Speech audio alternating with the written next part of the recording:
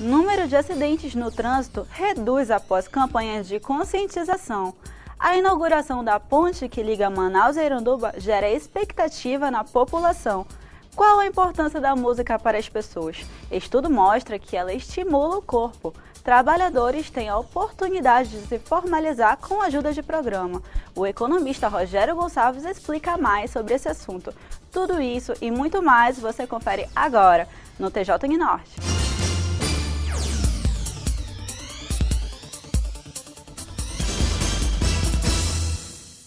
Bom dia! Com a chegada do inverno, as mulheres estão indo às compras em busca de calçados mais adequados para este período.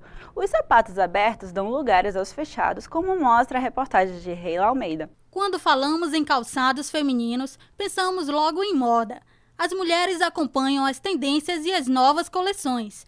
Diante da variedade de estilos, o couro é destaque nas prateleiras. De forma geral, o calçado fechado, né? Sapatilha, escarpão. O período chuvoso comum na região norte requer modelos abotinados. A intenção é proteger os pés contra o frio e as botas chamam atenção pela variação de modelos. Sapatos fechados, de salto alto ou baixo, sintético ou couro ganham destaque nas lojas de calçados. Tudo isso para atender a demanda feminina que deseja ficar mais elegante para a chegada do inverno. Sapatilha, porque é mais confortável. Na época do frio, né, é mais confortável, mais quentinha, esquenta um pouquinho o pé, é melhor.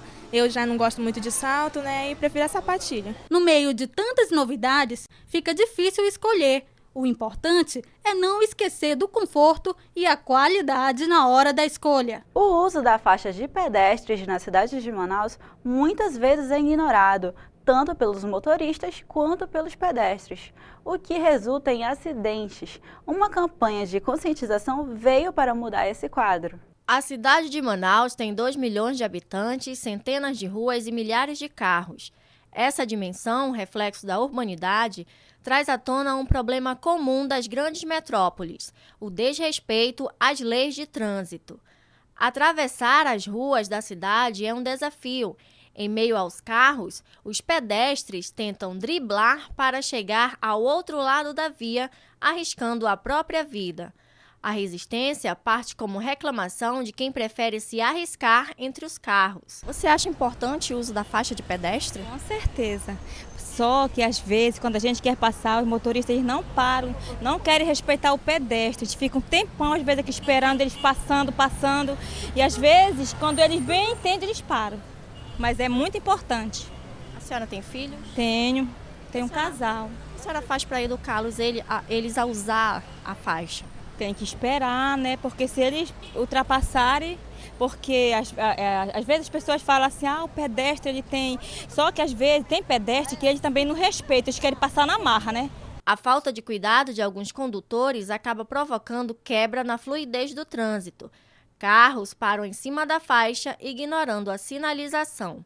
É lei. O pedestre tem preferência na faixa conforme previsto no artigo 214 do Código de Trânsito Brasileiro. Parar sobre a faixa ou não dar preferência é infração gravíssima, gerando multa e perda de 7 pontos na carteira. Além das faixas, uma das alternativas para que os pedestres atravessem as ruas com segurança são as passarelas. O problema é que muitas pessoas preferem arriscar a vida do que usar essas alternativas seguras. Nossa equipe de reportagem flagrou pessoas tentando atravessar as ruas e confirmou a imprudência dos pedestres. A queda no número de acidentes com vítimas fatais foi de 25,3% no mês de julho em relação a junho. Por esse motivo, a Prefeitura criou a campanha Tô na Faixa, como explica Alcir Silva, engenheiro do Manaus Trans. Então foi feito, através do plano de gestão do prefeito amazonino, a indicação que se necessitava de um programa voltado para o pedestre, para que a gente pudesse reduzir essas vítimas oriundas de acidente de trânsito por atropelamento. Então nada mais que a gente está solicitando é que se respeite a vida. Esse próprio condutor, ao descer do seu veículo, ele é pedestre, então ele vai querer gozar desses mesmos direitos, de fazer uma travessia segura e de ser respeitado por quem está trafegando num veículo. Você costuma ceder o lugar a um idoso dentro de um ônibus? Muitas pessoas não sabem, mas isso é um direito deles. Nossa equipe de reportagem foi às ruas mostrar a reação das pessoas diante dessa situação. Ceder o lugar para um idoso no ônibus é sinal de respeito, ainda mais quando se trata dos assentos preferenciais. Todos os transportes coletivos têm assentos exclusivos nas primeiras filas, para atender aos idosos, gestantes e deficientes físicos. Mas na prática não é o que acontece. A senhora sabia que esses assentos são destinados a pessoas com mais de 60 anos de idade e deficientes físicos? Se tu vai perguntar para mim, meu amor, no momento eu não quero falar. Sabia que esses assentos são destinados a pessoas com mais de 60 anos e deficientes físicos? Sei. Você sabia?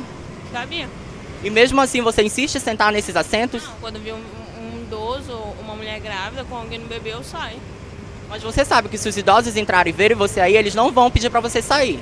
Não vão, mas eu vou sair porque eu vou ver que ele é um idoso, eu vou sair porque eu quero. Dados do Ministério da Saúde revelam que em 2050 o Brasil terá cerca de 63 milhões de idosos, um número muito elevado. Qualquer pessoa com mais de 60 anos de idade pode utilizar o transporte público sem pagar passagem. Para isto, basta apresentar a carteira de identidade e o embarque está garantido. Mas nas paradas ou dentro dos ônibus o desrespeito aos idosos é grande. Basta o motorista dar partida e seguir viagem para que tenha início o desrespeito. A dificuldade começa na parada de ônibus. Os idosos ficam horas à espera dos veículos que muitas das vezes não param. O senhor já sofreu algum tipo de desrespeito na utilização do transporte público? Já.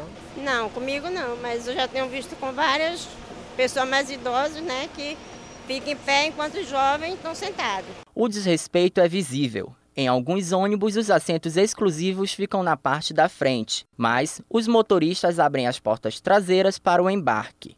É fato, muitos idosos passam por dificuldades ao se locomover e poucas pessoas se sensibilizam com a situação. Você já presenciou algum tipo de desrespeito com o idoso na utilização do transporte público? Na verdade, já. Qual tipo?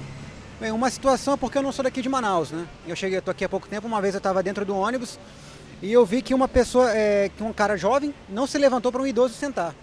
E que numa outra ocasião, quando eu fui levantar para o idoso sentar, até o idoso estranhou. Porque ele não tinha o costume de levantar para o idoso sentar. E isso, para mim, no meu caso, seria um desrespeito, né?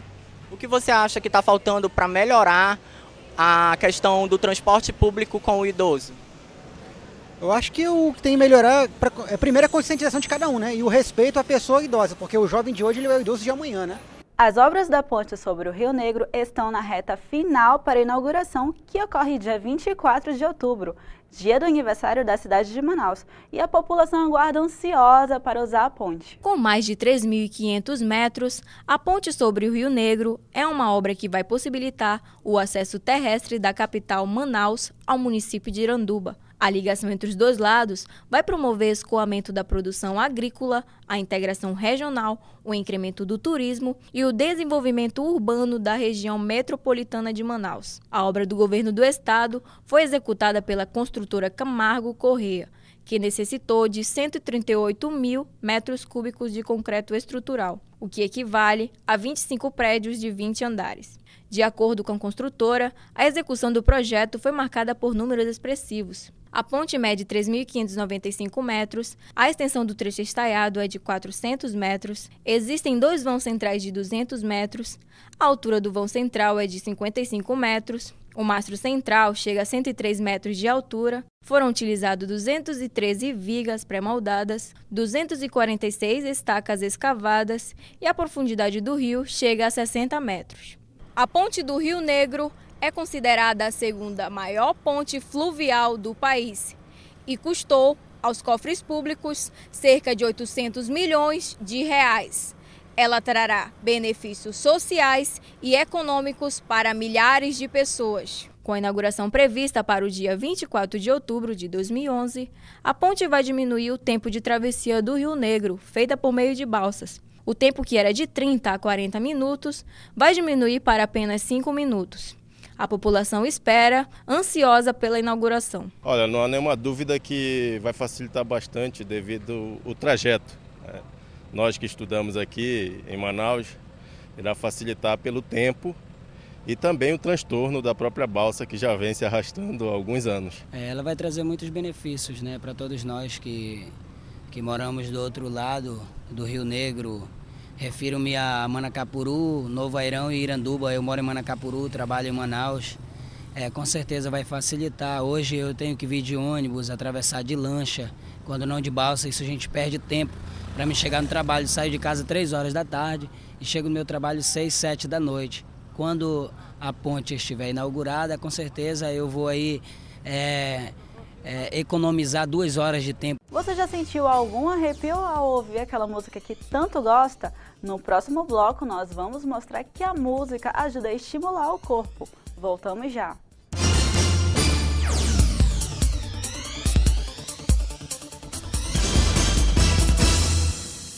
I want someone to love me for who I am, for who I am.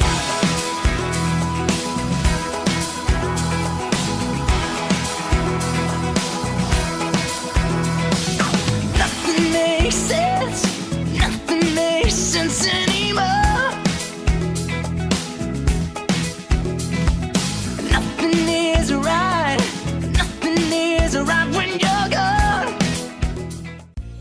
Nunca me vi fazendo outra coisa. Apesar de sempre querer ser arquiteto, eu não conhecia nada a respeito. Não tenho outra formação. Minha formação foi Uninorte. Cada período que eu passava, para mim, além de ser um desafio, era uma surpresa, né? Eu não poderia dizer, eu sou o que sou hoje por causa da minha vida. Não. Uma grande parcela de formação foi Uninorte. E eu sou muito satisfeito pela formação que eu tenho hoje.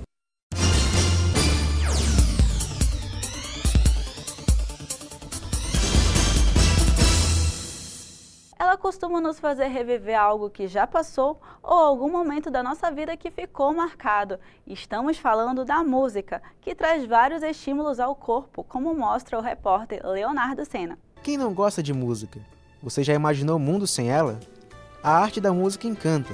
É indispensável na vida das pessoas e capaz de produzir inúmeras sensações. Hoje está mais fácil ter acesso a ela, já que todo mundo tem um celular ou MP3 que tocam de acordo com o gosto de cada um. Mas o que representa a música para as pessoas? Por que ouvem? O que elas sentem? Vamos descobrir? Por que você escuta músicas? Porque eu gosto, me distrai. Aqui durante o movimento aqui, às vezes o movimento está fraco e eu ouvindo a música eu vou me distraindo. E o que você sente? Qual a reação que você sente ao ouvir uma música que lhe agrade? Eu me sinto alegre, feliz.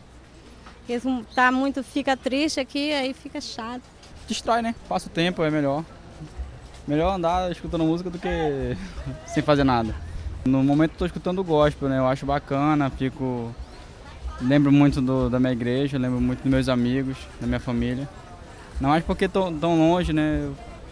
Eu acho por isso. Porque eu gosto, porque me inspira as coisas boas da vida, entendeu? E o que você sente quando você está ouvindo uma música que lhe agrade? Qual é qual o sentimento?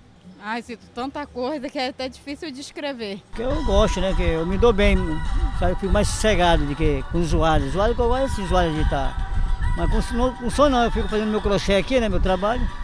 Aí quando o freguês não vem, a minha cabeça fica fria, não esquenta, e distrai pouco. São tantas emoções. E o que explica tudo isso? Como funciona? O psicólogo Marcelo Augusto explica como e por que essas sensações ocorrem. Então, quando você escuta uma música, muitas vezes você tem um pensamento automático para dizer, olha, essa música me vincula a alguma coisa do meu passado. Então, é uma vinculação mais cognitiva. Outras teorias, a Gestalt, por exemplo, a música pode figurar como um pano de fundo para uma situação que você vivenciou na sua vida. E aí ela vai ter uma certa relevância nessa situação. A música tem um enorme poder sobre as pessoas. Ela anima, acalma, agita, alegra. É essencial. Não pode faltar naquela festa de domingo ou no barzinho. Ela não tem contraindicações. Então escute o que quiser, tenha certeza de que fará bem. Para quem trabalha e vive da música, como o professor Jefferson Silva, o som está ligado aos seres humanos. Ele mostra que há uma relação entre música e sentimentos. Bem, a música, diferente de outras atividades, né, isso já é comprovado, ela trabalha com os dois lados do cérebro. Né? Quando você vê um artista executando o seu instrumento, naquele momento ali, fazendo música, então isso já é comprovado, ele trabalha com as duas áreas do cérebro. Né? E a música, a gente tem na música um tripé, né? que a gente pode fazer uma analogia com o ser humano, né? Com o cotidiano do ser humano. Na música a gente tem ritmo, a gente tem harmonia, certo? E a gente também tem a melodia, né? Fazendo uma analogia, trazendo isso para o nosso cotidiano, é como se fosse o instinto, a razão e a emoção, né? Então, logo nos nossos primeiros dias, quando a gente vai sendo gerado no ventre da nossa mãe, o primeiro órgão que é gerado é o coração, né? E aí quando a sua mamãe está lá no médico fazendo a ultrassonografia dela, o médico faz os exames e uma das coisas que ele coloca lá no prontuário dele é tantos batimentos por minuto, né? Isso é ritmo, isso é instinto, então isso já veio com você, né? Então também tem a parte da razão que na música a gente chama de harmonia, né? Que são os acordes, né? Que fazem toda a cama para que a gente possa colocar uma melodia em cima, né? Então a harmonia é totalmente matemática, né? Formação de acordes, que nota em determinado acorde vai gerar determinada tensão, um encadeamento de acordes, né? Então passa por aí. E já a questão melódica é a emoção, né? Que é quando o artista, o cantor, o instrumentista, ele executa, né? Ele executa o ritmo, a harmonia e a melodia, né? Então isso é o que faz a gente ter essa ação dos dois lados do cérebro, né? Pode-se dizer também que a música em filmes e novelas também causa essa emoção em determinadas cenas? Sim, sim. Você inclusive já deve ter, assistindo sua novela, já deve ter notado algumas cenas onde não se fala nada, mas só se ouve um acorde, uma intenção melódica. E naquele momento, mesmo no vazio cênico, você percebe que é um momento de tensão, ou é um momento de suspense, ou é um momento de alegria, né? Então, tudo isso também é gerado pela música. Como você disse, a música, no ato da música, o cérebro é trabalhado dos dois lados. Isso então influencia no aprendizado do aluno? Com certeza, de fato influencia, né? Afinal de contas, a música, ela exercitando, fazendo com que o cérebro trabalhe os seus dois lados, né? O desenvolvimento da criança ocorre de uma forma mais eficaz, né? Além do mais, a música ela também ela serve como objeto de socialização, né? Afinal de contas, mesmo quando existe um instrumentista solo fazendo seu trabalho, geralmente por trás sempre tem uma base, uma pequena orquestra, ou então uma banda auxiliando ele a fazer. Então a música ela tem esse poder de socialização, né? Tudo em grupo, tudo uma conversação entre instrumentos, né? Quando a gente vai a um concerto de uma orquestra, a gente chega nitidamente a perceber isso, né? Os contrapontos fazem com que os instrumentos eles conversem entre si. A música tem vários benefícios, como no aprendizado e na vida social. Então, com certeza, né? O fato de a música fazer com que as duas áreas do cérebro trabalhem em conjunto, isso de fato faz com que a criança tenha um desenvolvimento, né? Contando também com o fato de que a música ela é um objeto de socialização, né? E o fato de fazer com que as crianças ou os jovens tenham esse ato de interatividade, isso também auxilia muito no desenvolvimento. Seja qual for o ritmo, quando a música agrada, certamente ela faz bem ao corpo. Na verdade, é a tua experiência, a tua subjetividade, né? A tua história de vida. Por exemplo, em algum momento da tua vida você ouviu uma música que foi muito representativa para você, naquele momento. Essa música com certeza vai marcar bastante a tua vida. Então, ela vai mexer com o teu lado emocional, porque ela tem uma representatividade na tua história de vida. Não é de hoje que a música tem uma parcela importante na sociedade. Os tratamentos com a arte têm uma longa história. Ter a carteira de trabalho assinada nos dias de hoje é sinal de estabilidade. Para muitos trabalhadores que atuam na informalidade, a saída é se tornar um microempreendedor com a ajuda do Sebrae. Carteira assinada e os direitos garantidos é o sonho de muitos brasileiros. Para quem entra no mercado de trabalho, o registro em carteira proporciona segurança e chega a ser motivo de orgulho. Bom, eu pretendo trabalhar em outras empresas, até porque adquiri experiência no decorrer do tempo, né, do meu trabalho. Essa é a minha primeira chance, carteira assinada, né.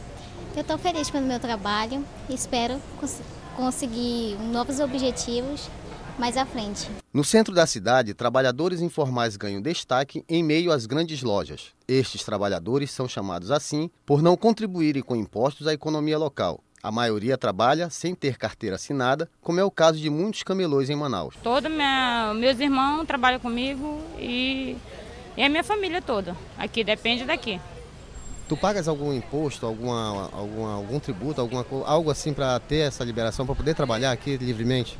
Antes a gente pagava, entendeu? Quando era da Urbana, aí tiraram a gente e a gente não paga mais. Hoje a informalidade é uma opção para quem decide atuar por conta própria. Para que esses trabalhadores tenham direito à aposentadoria, FGTS e auxílio-desemprego, o governo federal, em parceria com o Sebrae, criou um programa para incluir e amparar os trabalhadores autônomos. Com a implementação em 2008, o programa Microempreendedor Individual do governo federal entrou em vigor em 2010, em parceria com o Sebrae, para orientação e formalização desses empreendedores. E quem deseja sair da informalidade, o técnico do Sebrae convida os trabalhadores para conhecerem o programa. O primeiro passo a fazer a formalização gratuita é vir até o Sebrae. A gente faz uma explanação sobre o microempreendedor individual, quais são as características básicas para ser o microempreendedor individual, a documentação e se a pessoa realmente se enquadra dentro desse Sebrae. A pessoa tem que se enquadrar. Não, como geralmente a gente explica, o microempreendedor individual tem no site. Qualquer pessoa pode fazer a abertura, mas aqui pelo Sebrae a gente faz algumas exigências para que se faça a formalização gratuitamente. No próximo bloco você vai ver. O economista Rogério Gonçalves faz uma análise sobre a importância de ter a carteira assinada e sair da informalidade.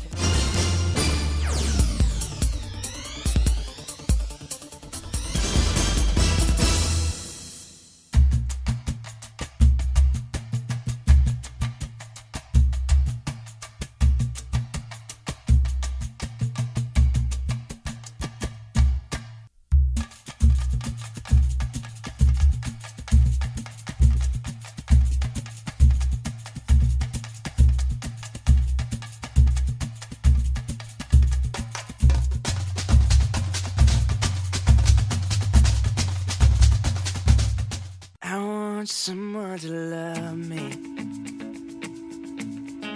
who I am,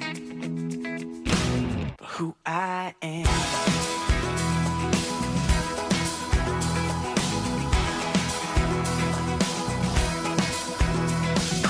Nothing makes sense anymore. Nothing is right. Right when you're gone.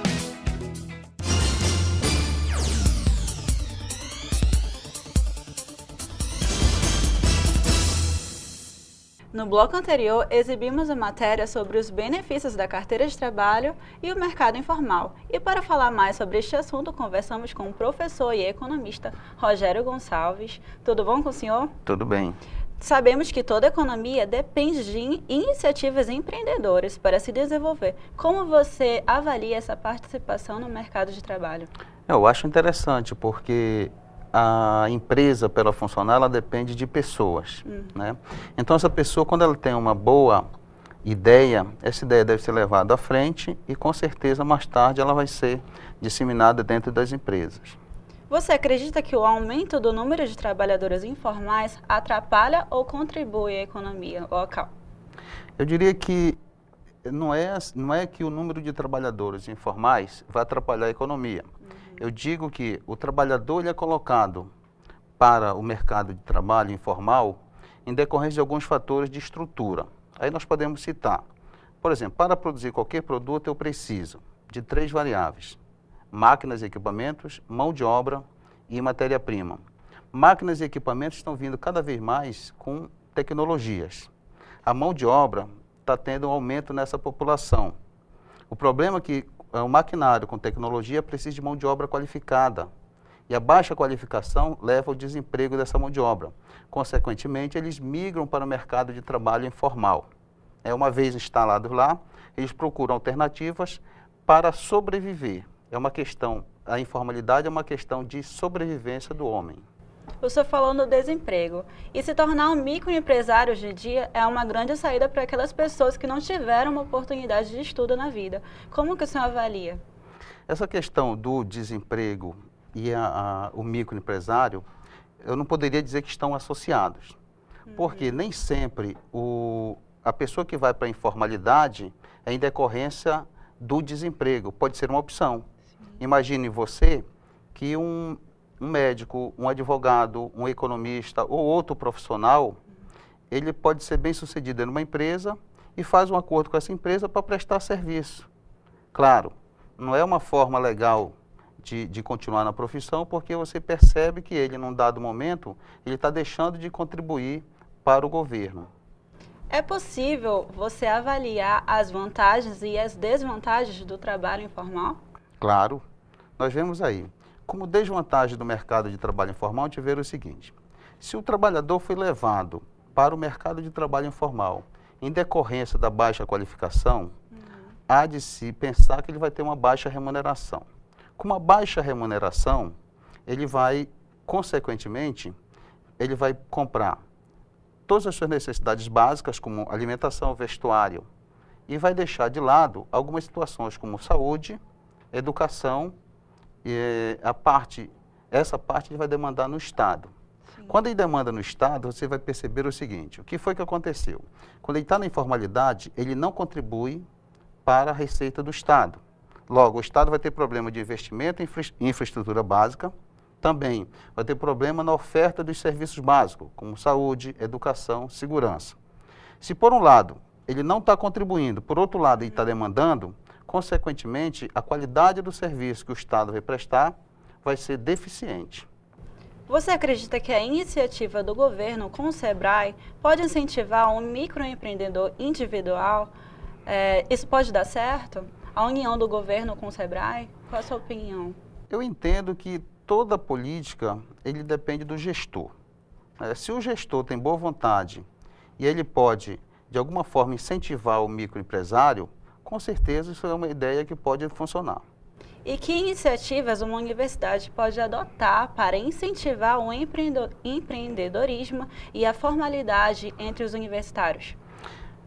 Eu vejo uma seguinte situação. Percebam, eu não avalio a questão do empreendedorismo com a questão da qualificação. Empreendedor é nato, é do indivíduo. Essa capacidade de correr risco, ela não é inerente à sua qualificação profissional. A universidade pode capacitar os indivíduos que, por natureza já sejam empreendedor, e, a partir desse momento, melhorar esse negócio e, com certeza, se ele é empreendedor, adquire o conhecimento nas universidades, consequentemente, ele já vai voltar para o mercado formal. Quanto, de fato, uma empresa pode gastar para manter o seu funcionário no mercado formal? Val, a gente sabe que a empresa, via de regra, ela gasta o mesmo valor que ela paga ao funcionário. A título de exemplo, se uma empresa ela paga ao funcionário um salário mínimo de R$ 545, ela vai ter como custo o dobro deste valor, entre pagar o funcionário e os encargos. Tá ok, muito obrigada, professor, pelos seus esclarecimentos. Eu conversei aqui com o professor e economista Rogério Gonçalves e o TJ Uninorte fica por aqui. Até a próxima edição.